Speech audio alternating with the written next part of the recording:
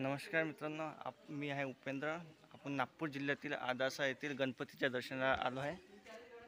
बघूया, हे आहे मुख्य आदासा येथील टेकडीवरील गणेश मंदिर आणि इकडूनच रस्ता आहे, पार्किंग सुविधा आहे आणि टेकडीवर गणपती सुद्धा येते।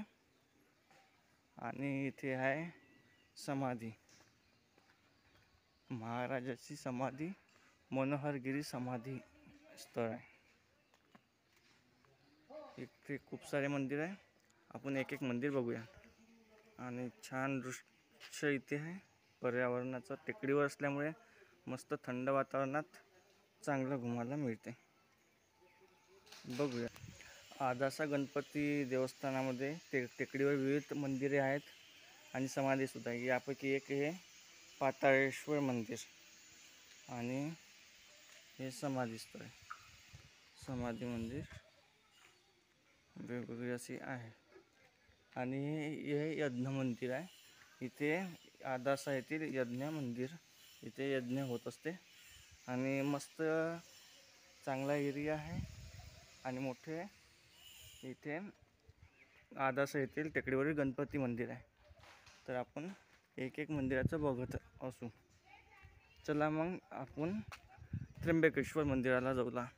नागपूर जिल्ह्यातील आदासा गणपती देवस्थान येथील त्र्यंबकेश्वर मंदिर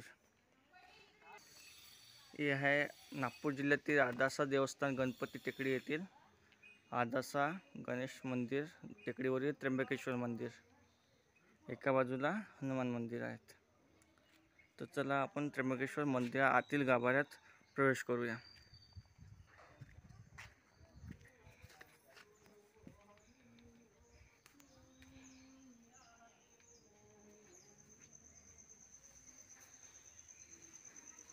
त्र्यंबकेश्वर मंदिर,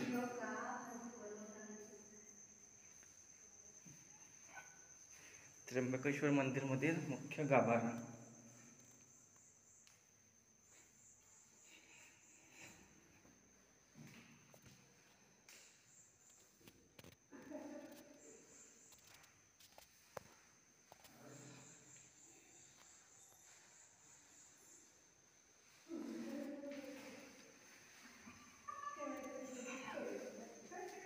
हे आहे त्र्यंबकेश्वर मंदिर, नागपूर जिल्ह्यातील आदासा येथील हे दुर्गा मंदिर, आदासा टेकडीवरील दुर्गा माता मंदिर आणि बाजूला असलेले नाग देवस्थान आणि हे समाधी स्थळ।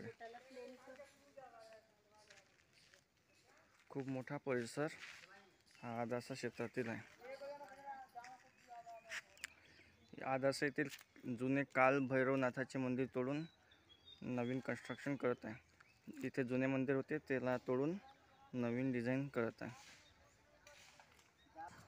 बाजूलाच असलेला आदासा टेकडीवरील शिव मंदिर। या क्षेत्रात खूप सारे मंदिर आहे, आपण एक एक बघूया। हे आदासा येथील अन्नपूर्णा भोजनालय हॉटेल आणि इकडे आदासा मधील पूजेच्या साहित्याची दुकाने, पार्किंग व्यवस्था आणि तिकडे आणखी पार्किंग आणि दूरवर जो दिसत आहे तिथे निद्रावस्थेत असलेला हनुमान मंदिर आहे।